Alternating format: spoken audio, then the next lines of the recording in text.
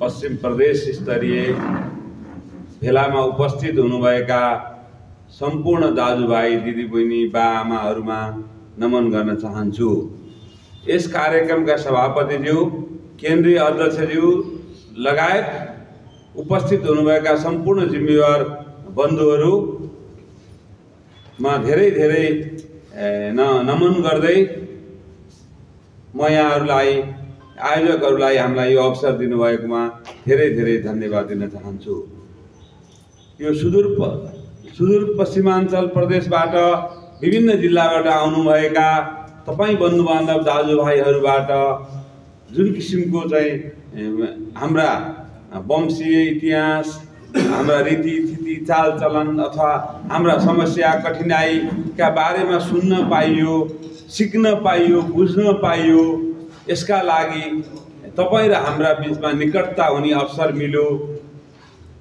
यसका लागि चाहिँ यो आयोजकलाई धेरै धेरै धन्यवाद दिनुपर्छ। त्यति मात्र नभएर हामी पौडेल वंश महासङ्घको अभियानमा आएका केन्द्रीय पदाधिकारी लगायत बन्धुहरूले नै आफ्नो घर परिवारमा राखेर हामीलाई चाहिँ बाटोदेखि सबै ठाउँमा चाहिँ स्वागत गर्दै एउटा न्यानो माया दिनुहुँदा सुदूरपश्चिमका दाजुभाइहरूको एउटा मन, उहाँहरूको छाती, उहाँहरूको उदारता कति ठुलो र महान रहेछ भन्ने कुरा हामीले महसुस गऱ्यौँ। म बागमती प्रदेशको मान्छे, काभ्रेपलाञ्चोक जिल्लाको मान्छे, यति टाढा आउँदा पनि घर छोडेको, आफ्नो परिवार छोडेको अनुभूति नै भएको छैन। सायद सबैलाई त्यही भएको, कुनै किसिमको कठिनाइको महसुस नै भएको छैन। किनभने हाम्रो दाजुभाइहरू, हाम्रा बन्धुहरू यहाँ हुनुहुन्थ्यो र नै त्यो चाहिँ कठिनाइ महसुस नभएको।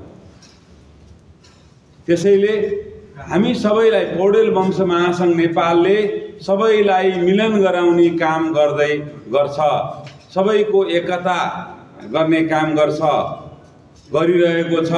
त्यस्तै हाम्रा संस्कार, रीतिरिवाज, चाल चलन जे छन् तिनलाई एकीकृत गर्दै राम्रा कुराहरूलाई एक आपसी सिक्दै हाम्रा भावी सन्ततिहरूलाई असल नागरिक बनाउने काम र अभियानमा हामी यहाँ लागेका हौँ। अघि नै हाम्रा चाहिँ मभन्दा अगाडि बोल्नुहुने वक्ताहरूले भनिसक्नुभयो, धेरै महत्त्वपूर्ण कुराहरू आइसकेको छ। यो प्रदेश बाहेक हामी 7 जना पदाधिकारी छौँ, 3 जनाले बोलिसक्नुभयो। म चौथो, मभन्दा पछाडि पनि 3 जना आदरणीय व्यक्तित्वहरूले सबै विषयमा प्रष्ट कुराहरू हुन्छ। त्यसकारणले समयको पाबन्दीलाई विचार गर्दै मैले धेरै कुरा भनिरहनुपर्छ भन्ने छैन। हाम्रा महासङ्घका उद्देश्यहरू, हामीले गर्ने कामहरूका बारेमा सबै यहाँ चाहिँ विषयगत रूपमा प्रस्तुत भयो। हामी पौडेलहरूका कतिपय ठाउँ त कुल पूजा गरेकै छैन, चलन छैन। उहाँहरूलाई हाम्रो कुल पूजा गरौँ है, यो हाम्रो संस्कार रीतिरिवाज हो भनेर पनि सम्झाउँछौँ।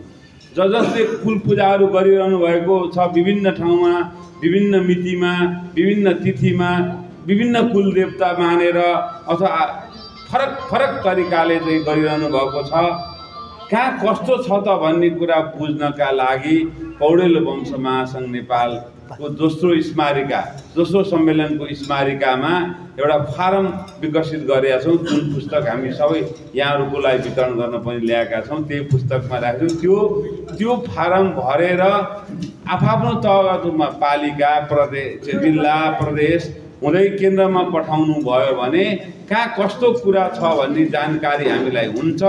सोही जानकारी भए अनुसार चाहिँ हामीले जहाँ जसले जस्तो गरे भने राम्रो नराम्रो केही भन्दैन, तर यथार्थ कुल पूजा चाहिँ कसरी गर्नुपर्छ भन्ने विद्वत वर्गहरूलाई राखेर एउटा धर्मसभा गरेर त्यो धर्मसभाको निर्णय नै लिएर त्यसमा जसले फारम बुझाउनुहुन्छ, जो हाम्रो सदस्य हुनुहुन्छ उहाँहरूको प्रतिनिधिलाई बोलाएर त्यो छलफल गरिनेछ।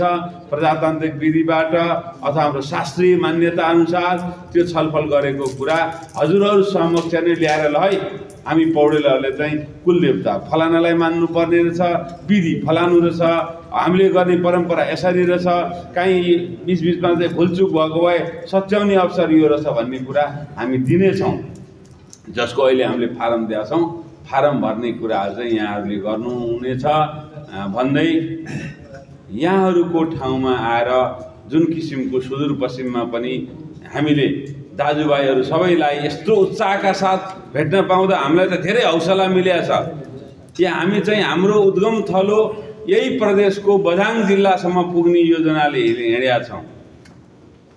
एउटा बत्ती जहाँ राखिन्छ, यो दियो हाम्रो अगाडि छ, दियो राखेकै ठाउँको तल चाहिँ उज्यालो अलिक कम हुन्छ अरे, त्यो बत्तीले दिने अन्त उज्यालो चाहिँ अलि चम्कन्छ। त्यस्तै भएको हो कि सुदूरपश्चिममा सङ्गठन हुन अलि ढिलो कि ठ्याक्कै दियो यहीँ छ, हाम्रो उद्गम थलो यही सुदूरपश्चिम बझाङमा छ।